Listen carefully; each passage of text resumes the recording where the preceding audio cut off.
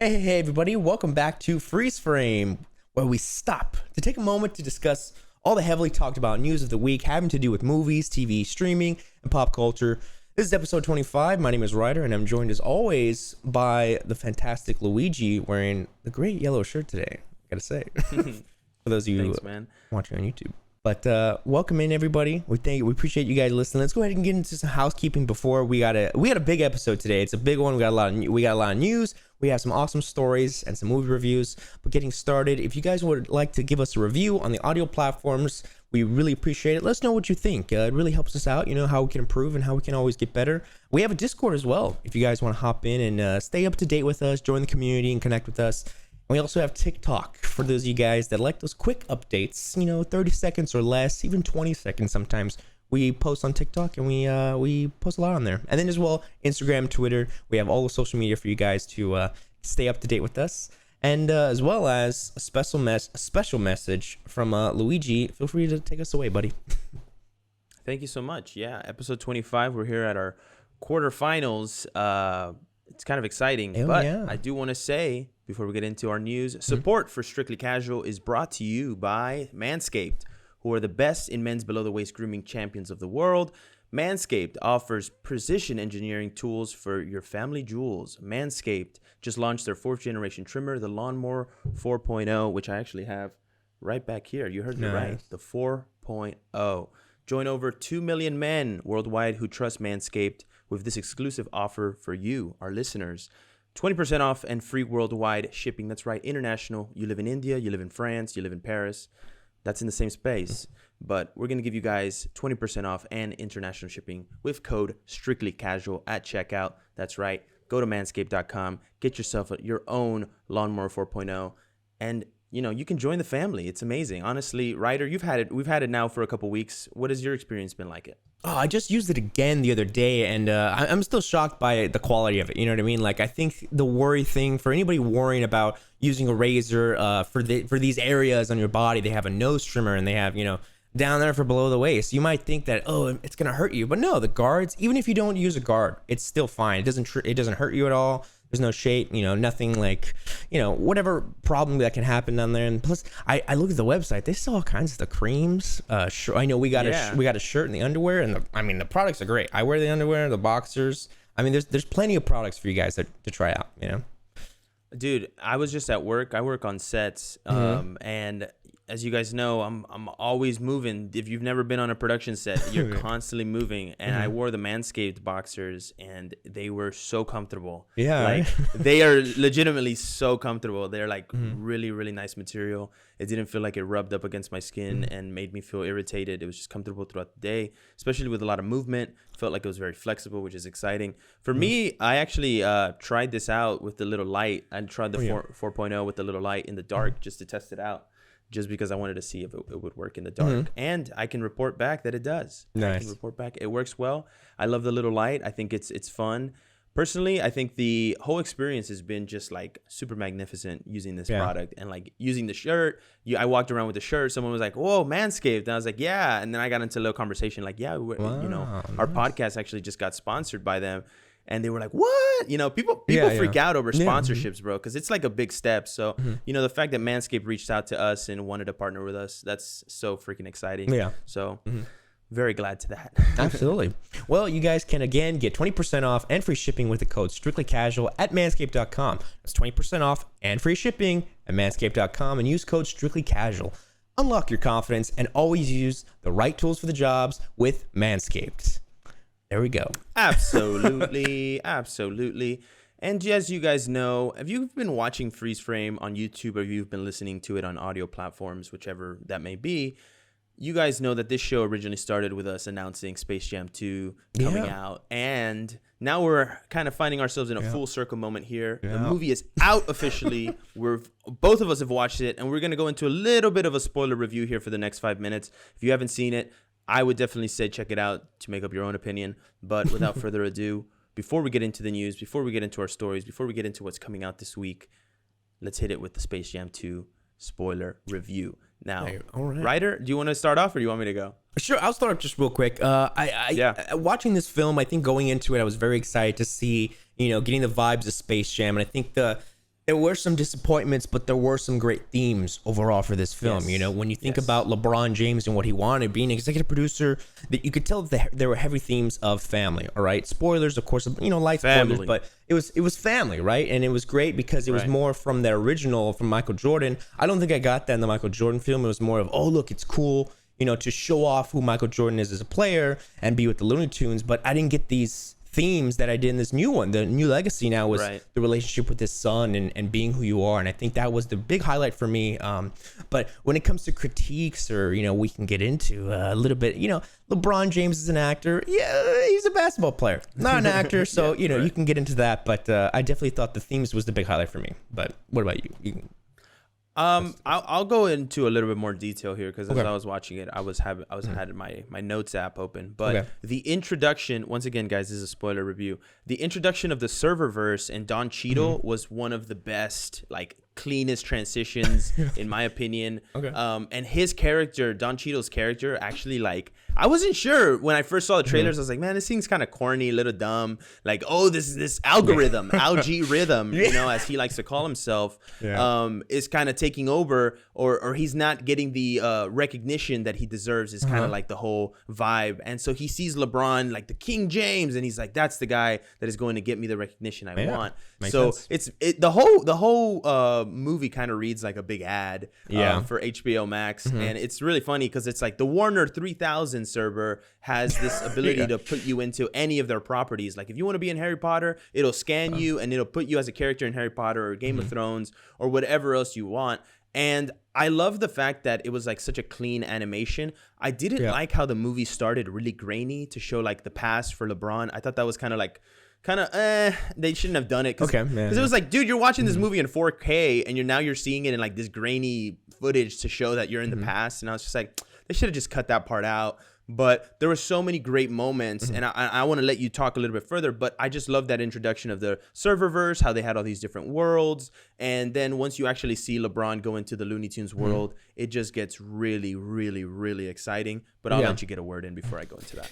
Well, yeah, I think, you know, I'm glad that the majority of the film was the big game. You know what I mean? I feel like there was a little bit of setup, and we were like, okay, this is cool, this is interesting because you understand Bugs Bunny, and I know you want to get into it of Bugs Bunny and his motivations, which they were great motivations for these Looney Tunes that I didn't expect, and I was like, oh, this is cool. And so having the big game be the whole film was like, great. Now we can get into the wackiness of it, the looniness of it, which goes into the themes of being who you are and, you know, being true to yourself, even though it might not be fundamental basketball. It's what's going to win the game. And so a critique of the ending is definitely the Goon Squad. I would say the Goon Squad was a little less, they had less impact than like the first movie was, you know, in comparison to those originals, You know what I mean? But it was still kind of cool because it was like, they were like creatures, you know, so I enjoyed that. But you're right, the big game definitely was like, I had more fun kind of picking out the cameos and trying to find who's there versus the game. I don't know. I feel like LeBron didn't score as much. He was more pushing out the theme with this son, and you kept seeing the son like, I'm the big basketball player now, and it was like, okay, I get it, but it's the themes, you know, it's there. But I'll say this much, jumping around, you know, because there's so much to this story. But the moment where LeBron stopped the basketball game to like talk to his son, I thought that was really dumb. Like I was like, why the heck did you just hold this ball and you're like, son, I just want you to know I love you. You can do whatever you want. And I was just like, in my head, I was just like, why did they do this in the middle of the game? Like, why not just wait till the end of the game? And then I was like super confused by that. And then the son's like, they had some themes that they had used in the original, like the son ends up going back into the Toon Squad, like he's like becomes a part of the team, and then they had like a call out, oh, you know, we're down a bunch of points, I got somebody, I think it's like the Sam comes, I found Michael Jordan, and then it ends up being Michael B. Jordan, which I thought was so funny because I was like, they made him seem so awkward in that little role he did. He was like, I know you were down 3-1, so you can come back, and then he's like, you guys got this. You know? And that was great. I will say, like, aside from those types of moments, like those little moments where I was like, man, this should have been written differently. There were some really strong moments in this story. like you're saying, the Bugs Bunny story arc with just the theme of being yourself and knowing who you are and the fundamentals. It doesn't always have to play into basketball. Like the whole idea of the Looney Tunes story arc was they all left the Looney Tunes world because they have all these other worlds out there that they can explore. And I was and Bugs is the only one left in the Looney Tunes world. And I was like, that is super creative. That is a very creative storyline for these tunes. Because you're thinking, oh, they're all just gonna be there when he gets there, and it's like, no. They're, you see Daffy Duck playing Superman in DC World, or you see Lola who's going through the Amazonian trials with Wonder Woman, and it's just these little moments where you're just like, personally, the way that they go and like get all the characters and round them up was so awesome. That was one of the best parts of the movie, and like the whole like LeBron freaking out, Marvin the Martian, like what? Like he's like freaking out because he's actually seeing these characters that he knows. And it just felt like a lot of like nostalgic character play, which personally I love. Like I enjoyed it. I want to call out some of these highlight moments here that I personally loved. Rick and Morty, when Rick and Morty showed up for that little bit, was so crazy. I was like, what the heck? This is awesome. The moment with Speedy and Grandma at the Matrix when they're like slowing down time and he's dodging these bullets. Ay, caramba. Yeah. So funny. That was really cool. The actual basketball game, like you said, all the background Easter eggs. You saw Clockwork Orange. You saw the clown from It. You saw the Scooby-Doo gang in the background, as well as like the Flintstones, the Jetsons. I could go on for hours about all these cameos. A lot, But one of my favorite moments had to have been the transition from the 2D animation of the Looney Tunes to the 3D animation of them. And then the Don Cheeto's like, they're alive! You know, like it was just cool. It was just cool. And another thing I want to point out with Don Cheeto's character, when he is doing the pitch at Warner Brothers, when he's giving him the pitch, you can hear him in the background say yes, LeBron, because he wants to draw him into his serververse. So you could tell his intentions were always bad, but LeBron's not paying attention to that. He's just like, this is not what I want to do. I'm not in this. Yeah. And I personally, I thought the background storyline with his son, the B story of how the son wants to be a video game designer and wants to do video games. He even designed a whole game. And then the game ends up becoming what the basketball game is. And he has to learn these new rules and stuff. I thought that was fun. I was hoping that at the very end when he's kind of getting he's getting tackled by Don Cheeto's character when he extends his arm out. Instead of doing the power up, which was obviously modern, like the son throws a power up to his leg. I was hoping they did like a little like arm stretch. The arm stretch, a little callback. Yeah, a little callback or play homage to Jordan's and have him stretch out his arm just like he did. I thought that would have been like the perfect little touch. Like, oh yeah, that's awesome. But instead they went with something that made sense to their story. But that's pretty much all I had here for the review. You go ahead and finish this out with that. I personally, I will say this. I personally enjoyed the film. Was it a top tier 4-star, 5-star movie? I don't know. Was it fun to watch? It was definitely fun to watch. So it's an enjoyable film for sure. Agreed. Yeah, I think it's getting a lot of hate from like movie reviewers, and I think going into it, you can't expect to see like, oh, this is gonna be some great film. Like people talk about the original Space Jam. Michael Jordan, in no way did he act great. Like people say, watch it again. It was not that good. It wasn't what people remember it to be. So I think when you watch this one, it's like you have a basketball player, kind of just sending his message through the film, and that's all you're gonna get from it. But I think it's sidelined and it's kind of distracted. They pushed their IP a little too much, but definitely go check it out because it is fun if you enjoy that type of thing. You know what I mean? If you don't let it distract you and you let it just enhance the experience, it's definitely a fun time that does not deserve the hate. It's just Space Jam. Come on, you know what I mean? Like, right? It's the vibe. So that's what I'd say. Go see it for yourself. Absolutely, yeah, exactly. Go see it for yourself. And that wraps us up here for our Space Jam 2 review. Full circle. We talked about it on our first episode. We were hyped. Yeah, it's pretty cool. Now the movie's out, and we're here talking about it. And it was cool because it was like 25 episodes in. The movie comes out. I was like, I like that. I like that. That's kind of fun. Another fun fact. 13 years ago today, as the airing of this, The Dark Knight came out with Heath Ledger. Yeah. That's awesome. Super random. But before I go any further, I want to talk about a little story. I know you guys like the story times. I got another cool one. Go.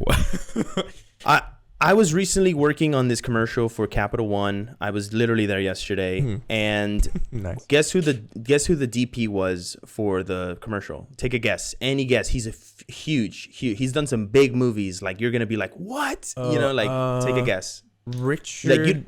Bronson? No, what's his name? No. Don't guess his name. Guess the movies he's DP'd for. Just take a guess. Like, okay, well, I'm gonna say Christopher Nolan's. Some Nolan films, maybe. Like, I don't know. I think DC. I don't know. No. Go be specific with the film. You get 2 more chances. Then I'm just gonna tell you because this could go on forever.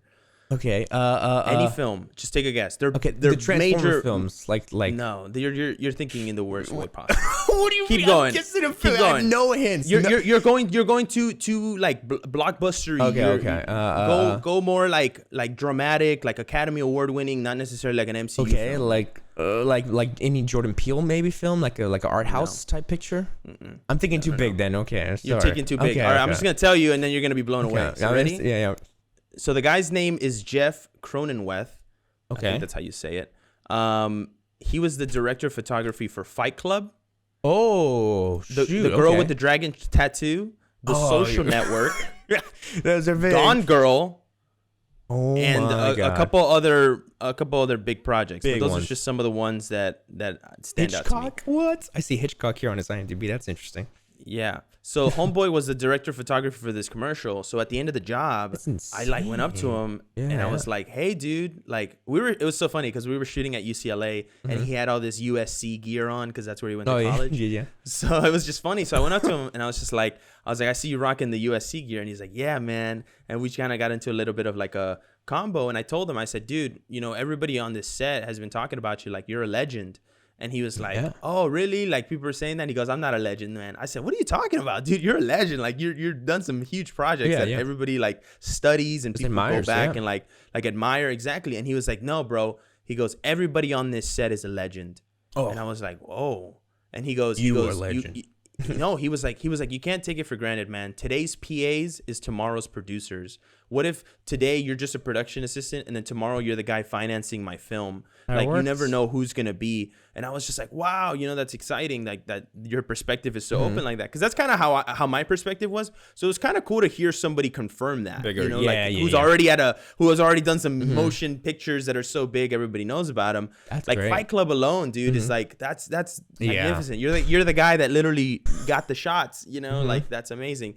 And he told me something else. He was like, because I had told him that we were writing we had a short film that was currently in development, and that we actually had some people from Lionsgate be interested. This guy who my brother knows, who's got connections to Lionsgate, and I told him that, and he was like, "Well, let me tell you this much." He goes, "If it doesn't work with Lionsgate, just remember it's not a no. It's just that it wasn't right for them. So just keep the ball going and just know that all of these things are just the like encompassing of what eventually will be made, And I was like, that's so awesome. Like he was just very positive in his thinking and very much like, hey, dude, everything is possible. Like, don't feel like just because, you're just at a low level position in this production, like you're not, able to do big things, So it was just cool to talk to him. I got some pics of him. I even asked him if I could take a picture with him. And he was like, yeah, let's take a picture. So I got some pictures with him.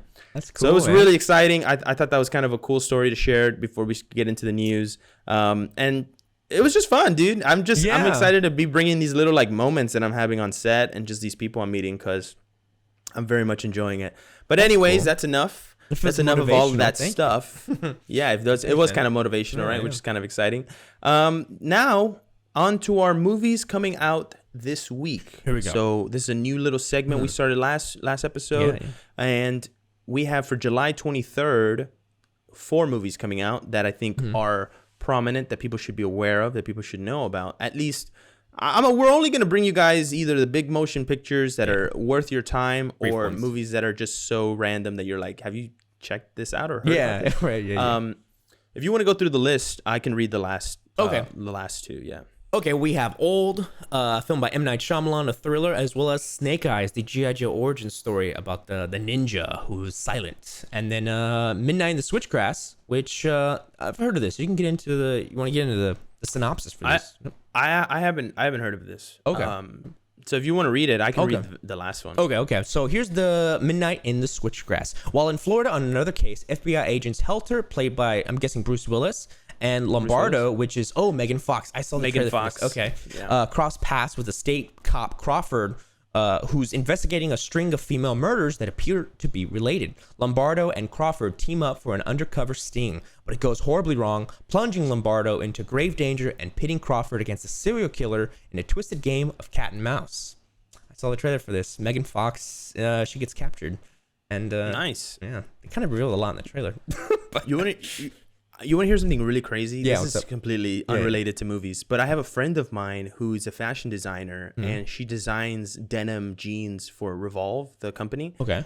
Megan Fox wore her design, and they posted it on Instagram. Whoa, I was like, that's what? nuts. Isn't that cool? Yeah. She's like a legitimate designer. She went through the factory. She was posting on Instagram like at the manufacturer, getting the jeans right now. Like they're making it, and then like the next day she's Megan like, Fox. "Yo, Megan Fox wore my design." I'm like, "Wow, that's just out of this world." It just goes to show like just made it. Keep pushing in your dream. Just keep pushing your dream Yeah. because eventually it's gonna work out. It's gonna happen.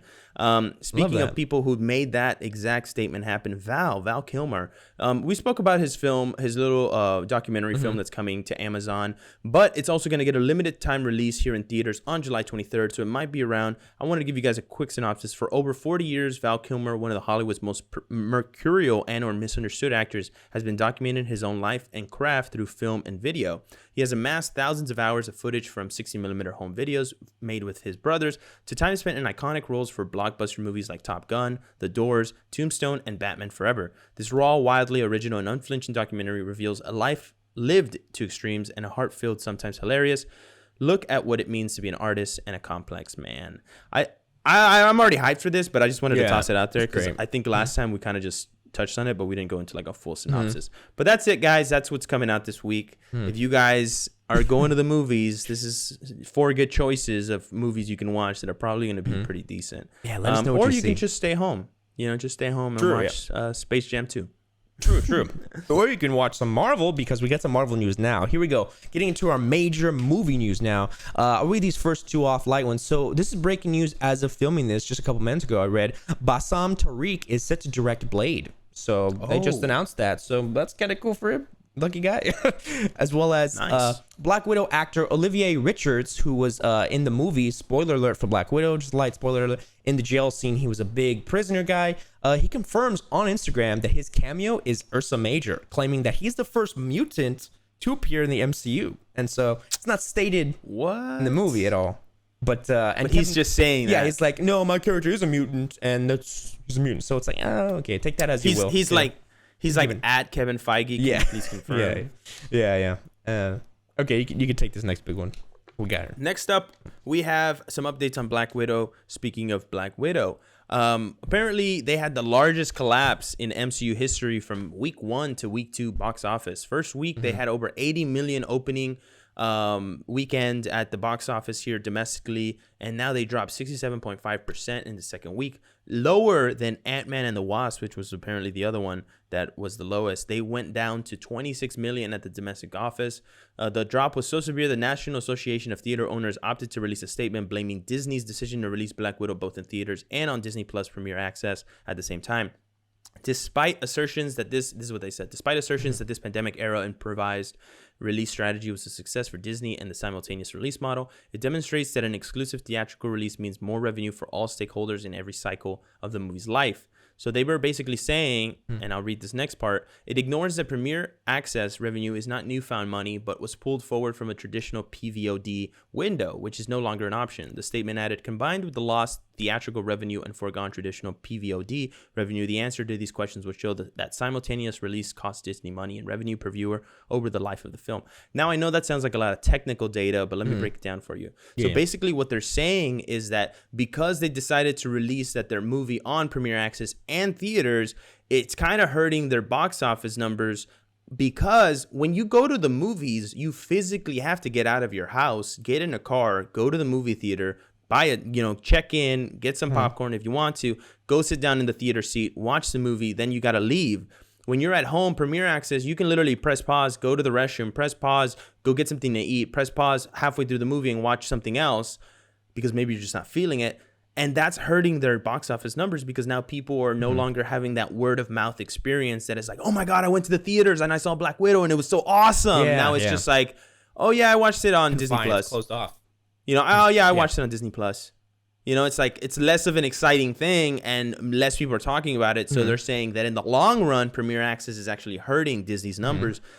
As you can see here with this 67.5% drop. That's a lot. That's huge. Yeah. I have a follow-up now for this. This is breaking news that just happened while we were recording. Well, before we were recording. So because of this, Disney Plus is ending their Premier Access after Jungle Cruise. And it's only going to have no. It's Premier Access is not happening. Yeah, I know. It just happened on my Twitter, and I was like, "What?" They just announced no more Premier Access. It's not happening anymore. So they're only doing theater releases because of the failure of this. So, dude, I'm telling you, bro, it works. Disney only cares about money. So when they don't see the money and the revenue that the fact that Black Widow is lower than Ant-Man and the Wasp. Personally, I loved Ant-Man. People who shit on the Ant-Man movies, I'm like, how do you guys not like the humor Paul Rudd brings into this movie? Like, I don't get that. But the fact that it dropped lower than that, it just goes to show that the model wasn't working. I'm glad Disney picked up on that. I'm glad Disney understood that, hey, it's always better to have the box office numbers be high than try to just do 60 million on Disney Plus. Because, you're making that money either way, dude. That 60 million could have been like 100 million if you would have played your cards right. Yeah. But instead, you settled for 60. And, you know, I'm not a big settler. Next up, we got Kevin Feige confirms what we've all been suspecting all along about Contessa Valentina Allegra de Fontaine. That sounds like a BioShock character right there, de Fontaine. But she's not. She's not. And he said, and I quote, she's doing something. Yeah, she is. She seems to be in recruitment mode. And I was like, cryptic recruitment mode. We all know that the what's his name, the Hawkeye? U.S. agent. U.S. agent is already a part of her team, and I believe I haven't seen Black Widow, but I read some spoilers. Yelena has also been recruited into her fold, and what are we going to see that team become? Is that going to be the Thunderbolts? Is that going to be possibly Dark Avengers? Like Dark Avengers, right? There's a lot of possibilities there, you know, and I feel like we're going to see more of this in the Hawkeye series, the Disney Plus series. You know, more ground level stuff. Yeah, with Valentina. Is she in this? Is she in this? It's not confirmed that she's in, not Valentina, but now Yelena is. And well, there's a spoiler for Black Widow that you know. Don't tell us. I won't spoil it for you, but I know some people at home know. But speaking of wild Disney Plus shows, Don Cheadle for the Falcon and the Winter Soldier cameo, he was confused because he got nominated for an Emmy for his cameo in Falcon and Winter Soldier when it was literally a couple minutes. It was like 10 minutes probably in that episode. Right. But 3. It was 3. God. Okay. Well, he says, I don't really get it. You have right here the 2021 Emmy Award nominations included a tidal wave of snubs and surprises. For those of you who don't know, WandaVision got nominated for a lot, and I think I put it here somewhere. I hope I have it anyways, but I'll continue on. No single nomination is more of a head scratcher than Don Cheadle's bid for Outstanding Guest Actor in a Drama Series. The now 11-time Emmy nominee landed a spot in the category thanks to what amounts to a 3-minute cameo in the pilot episode of The Falcon and the Winter Soldier. Cheadle's 2 scenes are hardly an acting showcase, and even he was a bit baffled by his nominations. Very interesting, and I'm surprised by this, but I mean, I wonder what was the other people that got nominated. Personally, what the whole reason I bring this story up into this place is because of the fact that he has his own freaking show called Black Monday that he's much better in, and they had a whole second season for, and they didn't Emmy nominate him for that, but they gave him an Emmy nomination for 3 minutes in Falcon and Winter Soldier. That's a slap in the face to an actor. You're saying, so my actual work isn't good enough for you, but a cameo in this project is.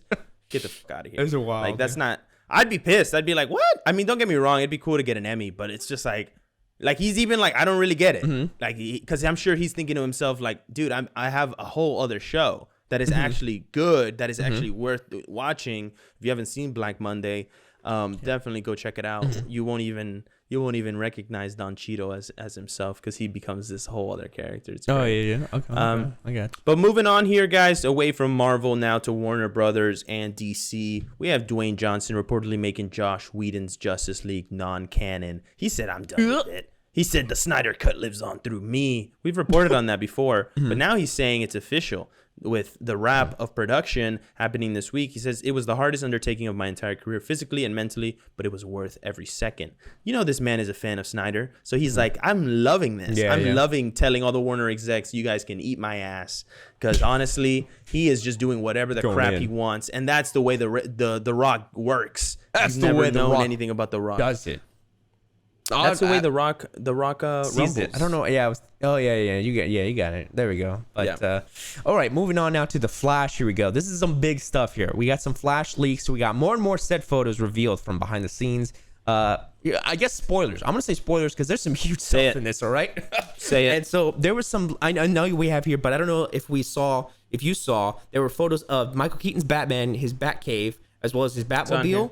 Okay, his Batmobile. Okay, so I'll just get into the things. Just read. Read New down a little Flash leak shows an Ezra Miller double. That's right. There's 2 Flashes in this film. Could we see an evil Barry Allen in this movie? I like that you put that. Okay, interesting. But Future Flash is also a villain. Barry Allen from 20 years in the future. He blames himself for Wally's death, so he starts killing his Okay, is this theory stuff? You should get into this. Is this theory or is this the quote? This was something that someone posted on Reddit, basically saying like, well, if this is a double, then maybe this is that version of him that is evil, that has, he's upset by Wally's death, and then basically 20 years later comes back and kind of tries to fix it.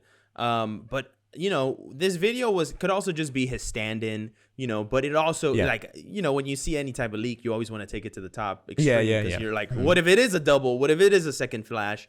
I don't think that's far-fetched personally to see more than one Flash in this movie. No. Like if what's his name, the guy from the Flash TV show makes a cameo, like I wouldn't be upset about it. You know what I mean?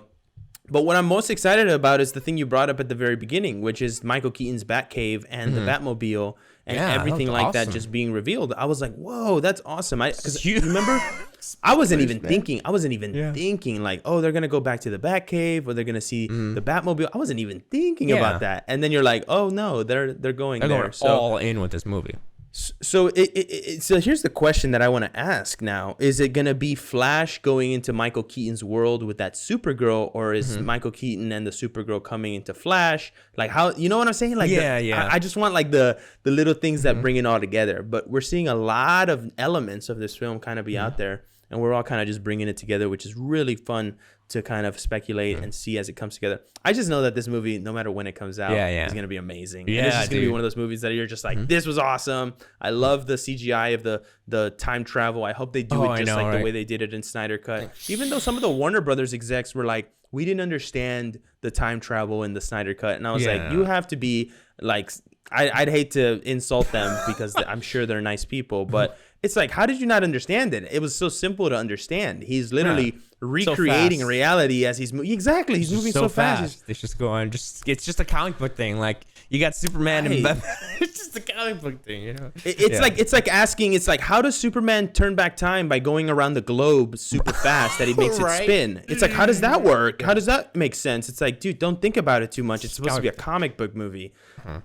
It's crazy. Speaking of wild stuff, we have King Shark. You know King Shark? I mean, one of my favorite characters in DC. I'm not going to lie. After seeing him in the Harley Quinn cartoon, and now we have him in the Suicide Squad film, James Gunn, we have here why King Shark was a very, very difficult Suicide Squad character to create until Sylvester Stallone happened. Of course, we know Sylvester Stallone is voicing King Shark, Mamawe. So James Gunn quotes, I actually had hired 3 different actors. I wrote the role for Sylvester Stallone. I was afraid. Sly's my friend. What if it didn't work? He's Sly.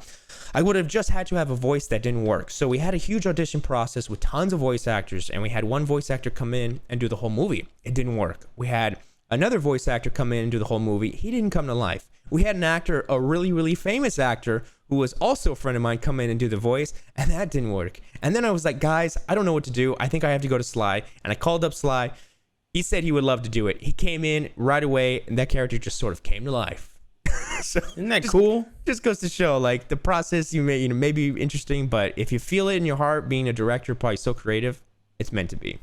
I think that's fascinating. It's awesome. For me, it's the fact that like he reveals that they did the voiceover for this character 3 different times before they went to Sylvester Stallone. Like that to me was like, whoa, that's crazy. It goes to show people, like, if you ever want to be in the movie making business, it's not a just quick overnight thing. It's a months and years in process that isn't always as fun as you think. Like he seems like he was frustrated that he couldn't find the right actor, and then eventually was like, I should have just gone with my original, and the reason, it's funny because the rest of the article thought like like he says, what if it didn't work, right? Like if it doesn't work with Sylvester Stallone, because I think his reasoning for this was like, you don't go to somebody like Sylvester Stallone with a role and then when it doesn't work, say, you know what, we're just not gonna do it, because then that's like huge disrespect to that big name actor, right? Like I personally think he's like one of the legends right now in Hollywood because he's been doing it for so long now. He's one of the living legends.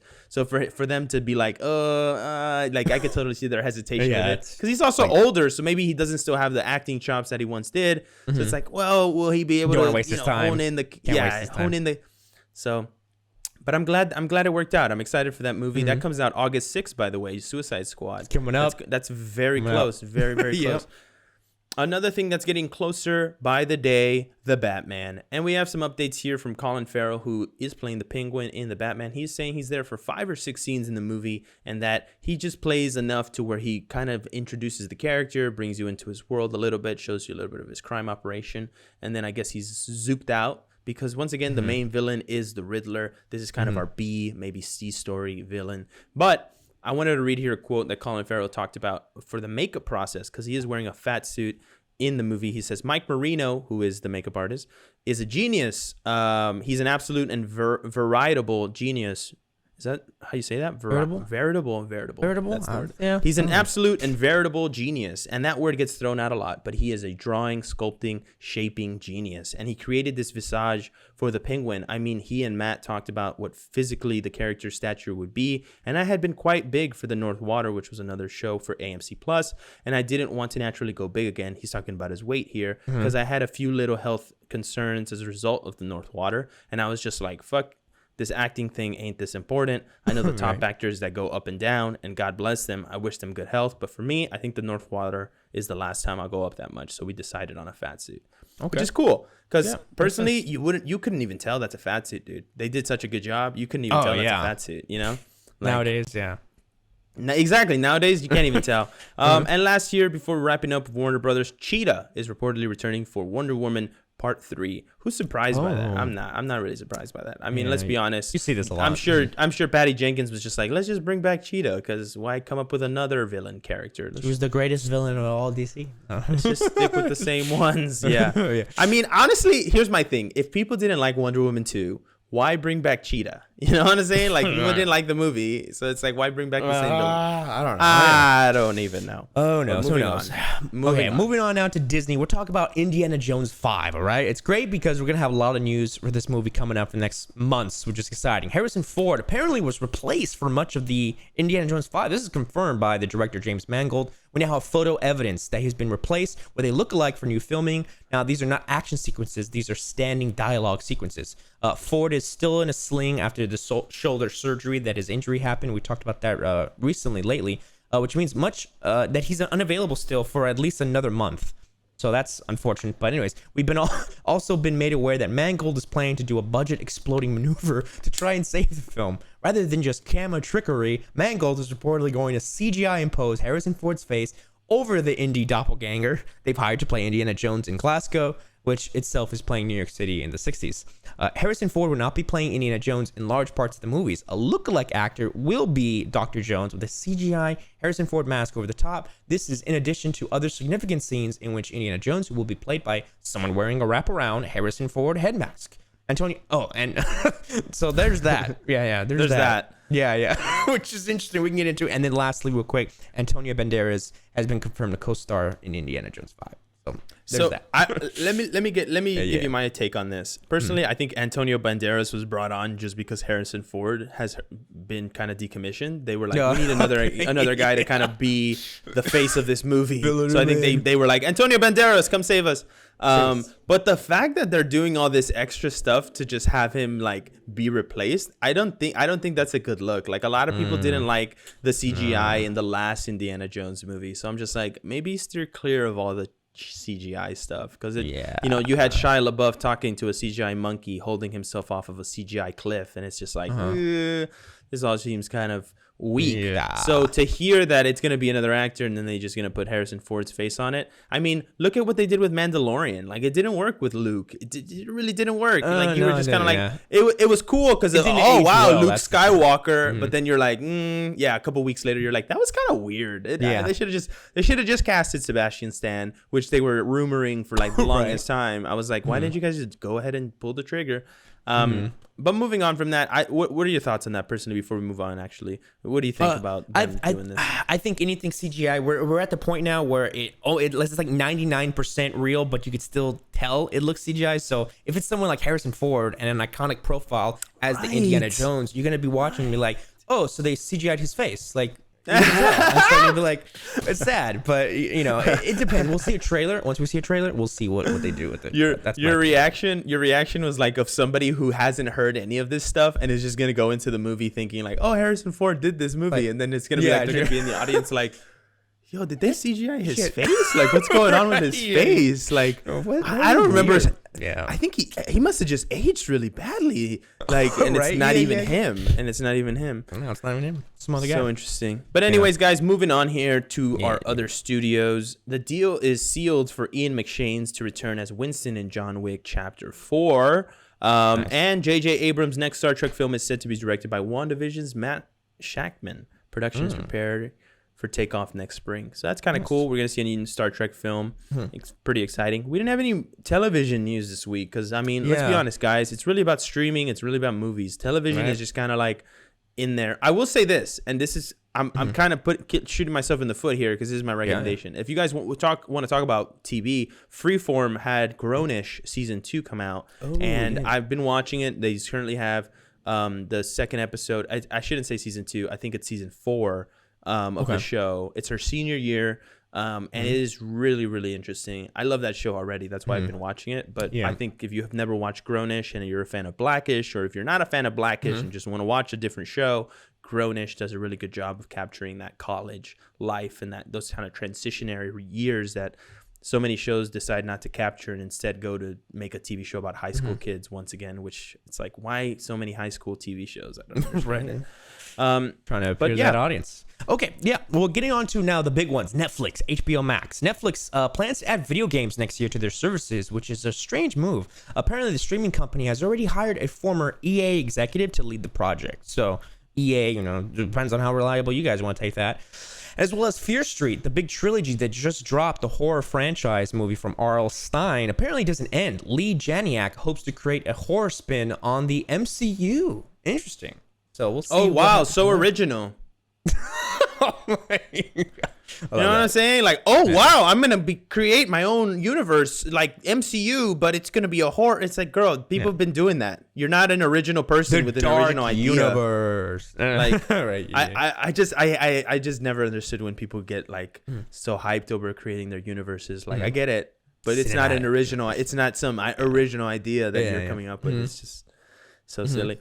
Moving on to our next streaming headline, HBO Max, guys, moving away from Netflix. HBO Max reshuffles Game of Thrones spin-off. 2 more animated series in the works, one set in the Golden Empire of Yi, inspired by Imperial China, and Flea Bottom, a live-action series no longer happening. Oh, it's no longer happening. This is unrelated to Game of Thrones, right? No. This is it was. This is still Game of Thrones. Reading the article, and they kind of updated. They give an update on like what the state of these spin-offs are. So that was. So Flea Bottom was based on the life of the infamous King's Landing slum. So it's not going to happen anymore. Yeah, it's not moving so the only post Game of Thrones project certain to hit the air is the prequel House of the Dragon, which tells the story of the Targaryen Civil War and is set for 2022, which we've previously talked about here. Yeah. So so they had a couple. So that anime spinoff isn't happening anymore right now. Is that what they're saying? Is that what's happening? I believe so. I believe there was a separate. They have so many animated series, like animated series, and then an anime like. Different stuff. Yeah, I know, right? I'm just like, dang. I feel like they just really try to go hard on like the Game of Thrones stuff because the show didn't do well. But now I think that they're realizing less and less people are excited for these shows. That they're like, how about we just make one prequel show and then see how we do? Because honestly, I'm hearing right here, not to skip one, the Last of Us series is going to cost HBO more than Game of Thrones. The president of IATSE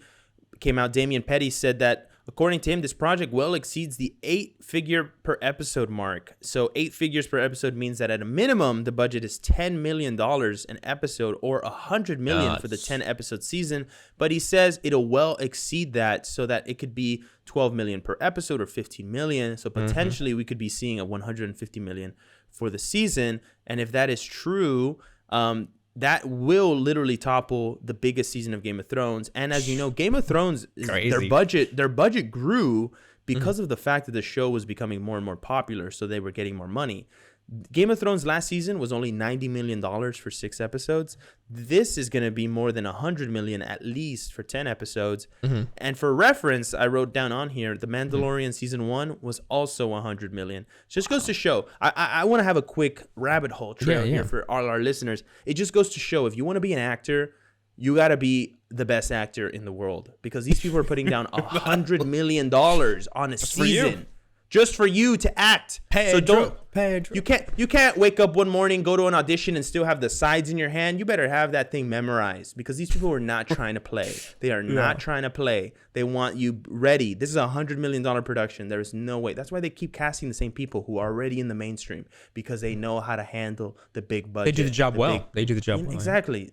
They do the job well. And last but not least, I want to touch on this. New Titans trailer calls for a new poster. S3 season 3 drops August 12th. Ryder, you can go ahead and finish us off with The Last of Us. Okay. With all that stuff you got. Yeah, so one of the cool details here, I think we covered basically everything, but Jeffrey Pierce, who's the voice actor of Tommy in the video games, he's coming back as a separate role, apparently the rebellious Perry. So I think it's cool that they're, I mean, you have Neil Druckmann, the writer creator of the game, is writing the show, and I'm so glad they're pulling in all these voice actors and the classics to be in the show, which I'm glad. And so here's some more specific details. They were saying the show has 5 art directors, hundreds of technicians, 6 months of prep, shootings to last apparently a whole year, and the budget is huge, like you said. But I mean, you're working on sets. I mean, think on the crew. This is massive. I'm glad they're putting so much focus and care into something like this, because you think about the promotion, how much money they put for the promotion for Last of Us 2. I mean, billboards, commercials, like they're everywhere. So I'm so glad they're putting honor to this, that way it doesn't look dumb. I don't know, like CGI is weird, I bet you their crew is like 150 plus, because that's usually what like a big project does, like 150 plus people. That's a lot of people working on a film just to have in your crew, so that's exciting. A whole year of filming though, imagine that. Imagine you're like just on set every day, no break, and you're shooting a whole show. Like most dramatic seasons, most seasons of a show take about, well, depending on how many episodes, but that American Horror Stories season is only 7 episodes, and it took them 6 months to shoot. So 6 months to shoot 7 episodes, and that's prepping, that's plan, shoot, all the meetings and stuff that go into it, and post. Okay. So to hear that it's going to take a whole month just to shoot it, we're not going to see this thing till maybe mid or end of 2022 or even 2023. So it'll be interesting. Take your time. That's all I say. But anyways, moving on to some huge stuff now. Wrapping up the HBO, Robert Downey Jr., Iron Man himself, is going to be playing multiple roles in The Sympathizer, a new HBO series based on Viet Trans Nguyen's spy novel. So basically the roles that he will be playing are the Orange County congressman, a CIA agent, and a Hollywood film director. So a little summary, the novel is an espionage thriller and cross-culture satire about the struggles of half-French, half-Vietnamese communist spies during the final days of the Vietnam War, with his resulting exile in the United States. A worldwide search is underway for the lead role and the rest of the predominantly Vietnamese ensemble. So, I mean, heavy hitter with RDJ, right? All right, and that's it for HBO. I like this. I just want to say this real fast. I like this idea of him playing 3 different characters as a spy. Like, I think those 3 characters are pretty dope. Like a Hollywood film director, CIA agent, congressman. Like, what's gonna be his spin on that? But this whole movie, it's a series. It's an HBO series, The Sympathizer. Is this what he's gonna be doing now? I just want him to finish Sherlock Holmes 3. Freak. Sherlock, we want it now. Where is it? We keep pushing for it. I didn't want to curse there because I was just like, oh my gosh. I'm outraged by the fact I could go into a whole rage mode and just get so upset, but I don't want to, because it's just not worth the time. And I get it, man. I get it. He's the sympathizer. I gotta sympathize. So. Oh, I like that. So stupid. That's a stupid joke. Right. Guys, moving on to Paramount Plus. iCarly, the revival of iCarly, has been renewed for a 2nd season. Doesn't surprise me. The show's actually pretty well made. Social media the social media. Paramount Plus posted on their social media, and I thought that was kind of exciting. Another cool thing, jumping into Checkpoint's routine here. Avatar's Korra was spotted in Nickelodeon's fighting game that is it going to be, I guess, released some point. They didn't have a release date, but they released like some cover art, and it's like all of the past. It's kind of like it's like Smash Bros for the Switch, but it's kind of like a all-star brawl of all the Nickelodeon characters from the past, from the present. And I think that's kind of fun. Imagine being able to kick some ass as Korra from The Legend of Korra as the Avatar, or even Aang, being able to fight as Aang. That would be super awesome. Fighting like the dinosaur from the Rugrats, like that would be cool. All that jazz. They have some cool characters there, Cat and Dog, Ron and Stimpy. So some really cool stuff. But yeah, we don't cover video games here. That's Checkpoint, our other podcast. Make sure you guys are checking it out. Hosted by James Walmer and Vincent DeSantis. But moving back into our show, Disney Plus is breaking right now. This is... Oh, you already have this on here. Yeah, this is what we talked about. I'll mention it again. I'll mention it again because it's that big of a news, guys. Premier Access, it's dead. It's dying. It's gone. After Jungle Cruise, don't even... I'm going to give you guys a little tip. Just don't pay for Jungle Cruise because it's just going to end after that. You know what I'm saying? Like, don't even do Premier Access for Jungle Cruise. Oh, yeah. Because it's just... After that, it's just going to be end. It's going to be gone. So you shouldn't even do it because it's like, oh, they're never going to do this again. Unless you like spending money, then by all means do it. I don't care. Yeah. But now, getting on to a little bit of a different conversation here. Loki director Kate Herron is not coming back for season 2. And she's actually moving on to other things. And I have a little bit of a quote here at the bottom. But first, She-Hulk star Jamila Jamil put together quite possibly the most unique training clip online. I'm sure she's just exercising and getting her fit together. But I want to get us into a conversation about Loki because I was just kind of like trying to talk through all the other stuff so that we can just talk about Loki for a second here. First and foremost, the show has ended. The whole season, first season has ended. Ryder, awesome. I want your honest take now that it's been a week or so has passed. I want your honest take on how you felt about the whole show, how you felt about the ending, and how you felt about the reveal before I get into my theory. Okay, I want to say I had fun. I really had fun with this show because, you know, being involved on social media, you feel like you're a part of the fandom, you know, and I think looking for theories is a part of the experience. And I think, you know, it's a fun, it's not something to be stressful, or it's not something to get mad over. It's just fun to just theorize and kind of guess with each other online. And so I'd say this was the most fun experience. While Falcon and the Winter Soldier was grounded, straightforward, WandaVision kind of had this theorizing. This took it to another level now because of how they took it to scale wise. It was like, you know, is it Mephisto? It's probably not going to be, but it was Kang, you know, and we got it, which was so satisfying for us. And overall, I had so much fun with it. What about you? Did you have fun? Did you enjoy it?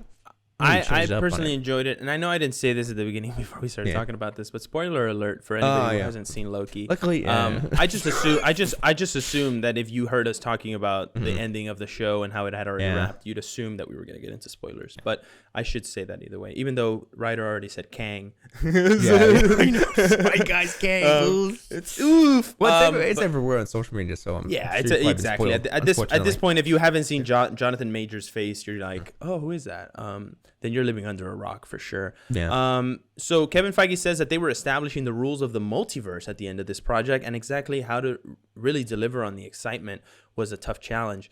I want to go into something that I personally think is very exciting. I watched this video that talked about how Renslayer at the end of the episode is asking Miss Minutes to give her, you know, kind of instructions on where to go next. And you just kind of see Renslayer go into a time portal and you don't know where she's going. Someone theorized and said that she was giving coordinates to meet up with the other version of a younger Kang who is now taking over. Because Renslayer is a villain. She's got her own comic origin. She's got her whole, she's kind of like Kang's lover interest, you know. And personally, I thought it was kind of cool. Like, that was a cool theory. Like, she's the reason that she's kind of meeting up with him. She's the reason kind of like that he's kind of pushing for power now because he has somebody else under his control who's also like a big baddie. I wonder if we'll see Renslayer in the movies, not just on the Disney Plus shows, as her full costume self. Like, will we see her in Quantumania, or will we only see her on, spoiler alert, season 2, which is very exciting. And personally, I want to say this. This is the series director who was talking about Jonathan Majors, which is crazy to think that she's not going to be a part of this project anymore. But it says here, Jonathan and I were solely focused on He Who Remains and this version of the character, this variant. It was just fun digging into him. We have this character who's so lonely and isolated, and the only character he probably interacted with is Miss Minutes. which is what we imply. At the beginning of the episode, you see that he's surrounded by all this noise in the universe, right? That amazing introduction at the beginning of the episode, but he's quiet inside his kingdom. He's alone. So how introverted or extroverted is a character like that? You know, how do you play a character? What makes that personality? What makes it interesting? So it was really fun digging into it with him. And then it says, she says, the endless possibilities makes Majors a truly overwhelming enemy, as he could pop up as variants of Kang in multiple movies and get killed just to return as a more evolved version of his already terrifying villain. So it's like goosebumps. So you might just kill him, and then he might just come back more powerful. So it's just very interesting to see that play out. But I love this quote of how they kind of broke down Jonathan Majors' character.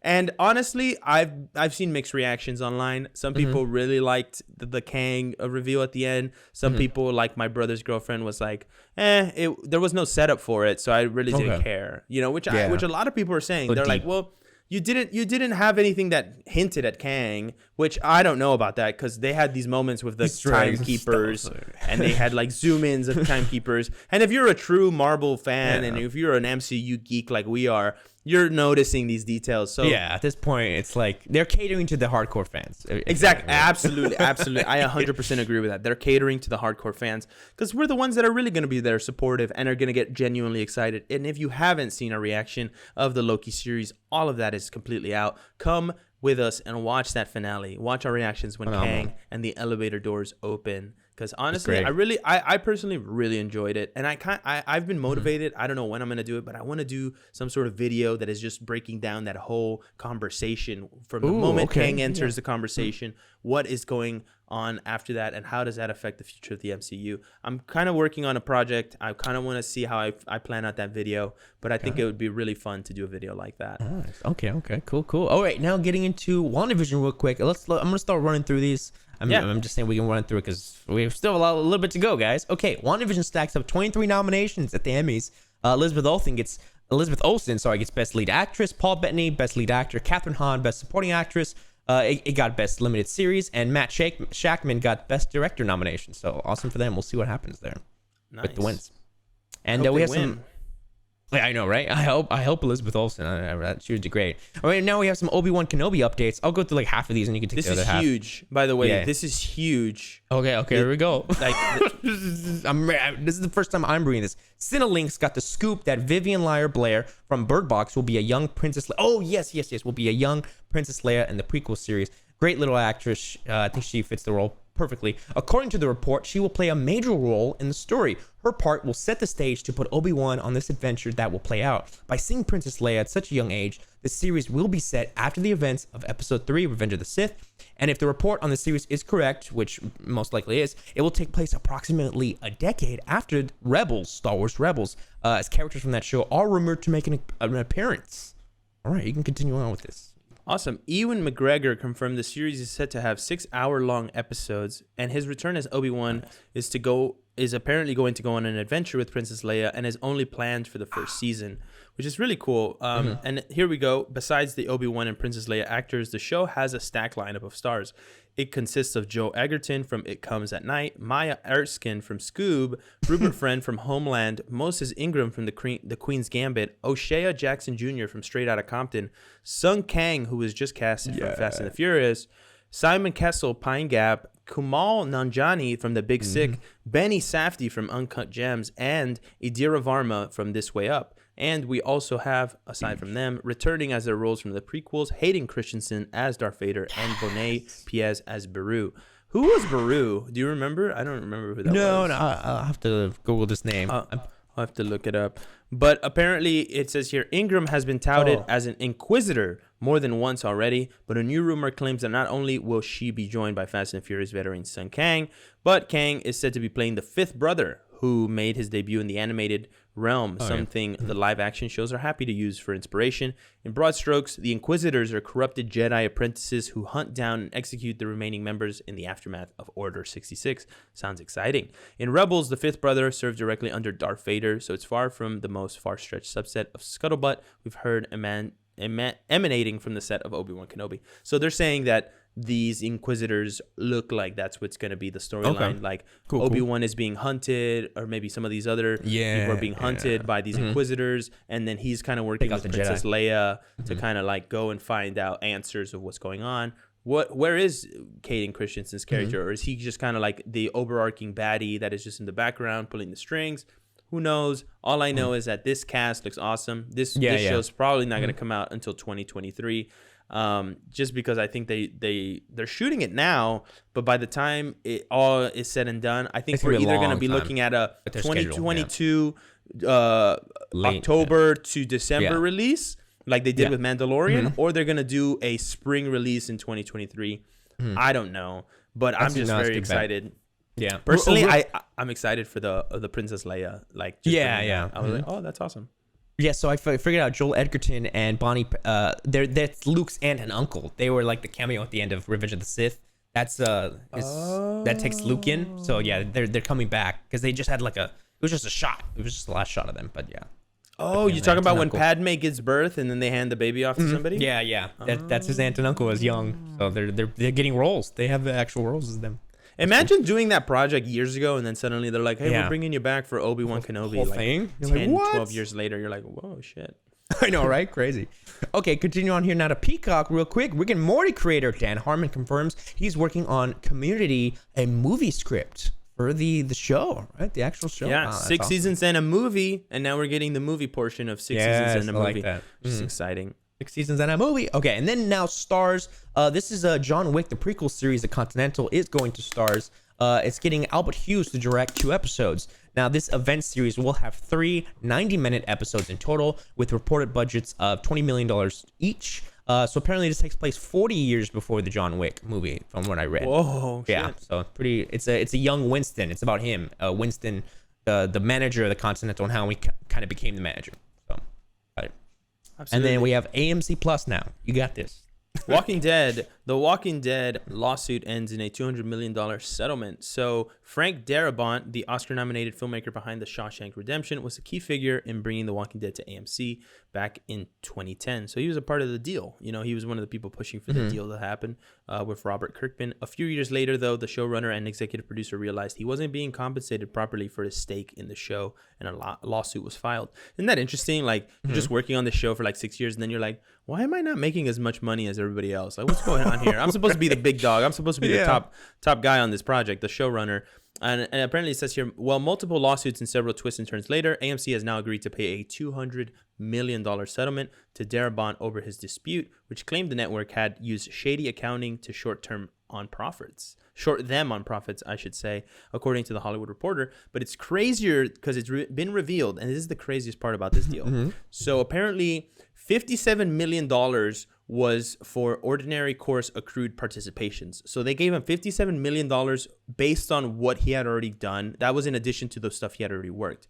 But they are paying this man an extra $143 million for any future revenue that The Walking Dead might make. Isn't that insane?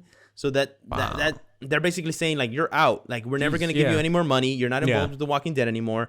But here's $143 million. That's going to account for movies, TV shows, merchandising, toys, video games. You don't get any of it. And now, from this moment on, but here's $143 million to make up for the fact that you're not involved anymore. I was like, wow, that's huge, bro. Crazy part is they also still have a pending lawsuit with Robert Kirkman, the original creator of The Walking Dead. So I wonder how much he will get if they're giving this guy that much money. Dude, quite a lot, man. That's insane. All right. Interesting. All right, and that's it for all our major news, guys. It was a lot, but now we have our light news. We only have about 4 here. MTV Cribs is getting a revival announcement for August 11th. This is 20 years after its OG premiere. Welcome to my crib. The real, the classic show. We all know it. And James Gunn announces that production has wrapped on Peacemaker Season 1 less than a year after it was initially pitched. Pretty crazy. This is HBO Max. What? Yeah. That's cool. They got it done fast. Like, right after shooting Suicide Squad, they just continued on Peacemaker. We're right into it. That's great. And then you want to take the last 2? We got these last. Sure. Breaking Bad and Better Call Saul Creator Vince Gilligan signs a 4-year extension with Sony TV to develop new projects. And Disney's live-action Little Mermaid has wrapped filming, confirms Halle Bailey with new look at her in costume on the beach by the sunset. That's cool. So the Little Mermaid live-action is wrapped. We're going to see that coming out pretty soon. I'm sure we'll get a trailer within the next couple months. And now, but not least, to end the show, here are our awesome recommendations. Ryder? All right, so guys, if you want a good time, if you want something fun, if you're not expecting much, I recommend Escape Room Tournament of Champions. I saw that one in the theaters, and it's a good time. You know what I mean? If you guys saw the first one, if you guys enjoy escape rooms like we do here on the show, it's fun. You know what I mean? Like, I think there's kind of opening the door maybe for a third one. Who knows? No confirmation yet. There's no confirmation, but I'm just saying maybe. But yeah, it's a fun time, and you can't expect much from a movie like that. It's just a classic horror film, Well, not even horror, just action, suspense more like Saw-esque. Yeah. Saw. All right, what about you? I got you. Personally, I've already talked about Black Monday, but I've also talked about Grownish. So I'm going to give you guys a third recommendation in this episode that is completely out of the blue. But we kind of hinted about it with one of our storylines just now. 6 seasons and a movie. That's right. Go check out Community if you've never watched the show. I've never recommended it on this podcast, that's for sure. But I highly recommend watching Community. I restarted watching Community about a week ago because I had a friend come over and he was like, yo, let's just watch an episode of Community. And we watched the paintball episodes first. Oh, yeah. And I was just like, man, I missed this show. Like, the cast of characters just like brought me back.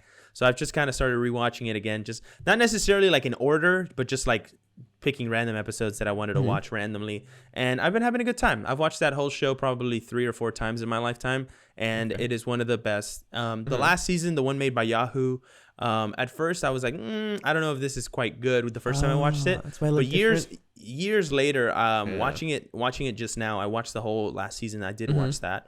I actually really enjoyed it. And I thought that the characters, I'm a big fan. I've said this before. I'm a big fan of just more of the characters being developed, seeing more of them and having different storylines. I don't care if people think it's bad. At least you got a new storyline, be grateful for that. So that's kind of the way I see that show in that last season. But I love that. Very exciting. Very exciting. And that's the end of our show here, Freeze Frame, episode 25. We went full circle with Space Jam. We talked about Don Cheadle. We talked about DC. We talked about Obi-Wan, The Last of Us. We have so much stuff here. I hope you guys enjoyed the episode. Ryder, once again, you guys want to give them that last special announcement?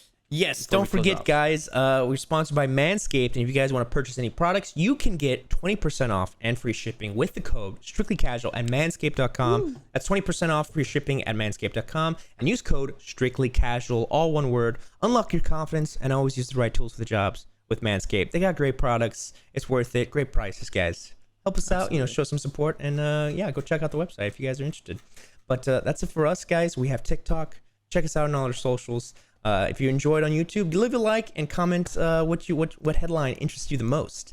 And don't forget to give us a review on the audio platforms as well. All feedback is very much appreciated. So thank you guys for watching.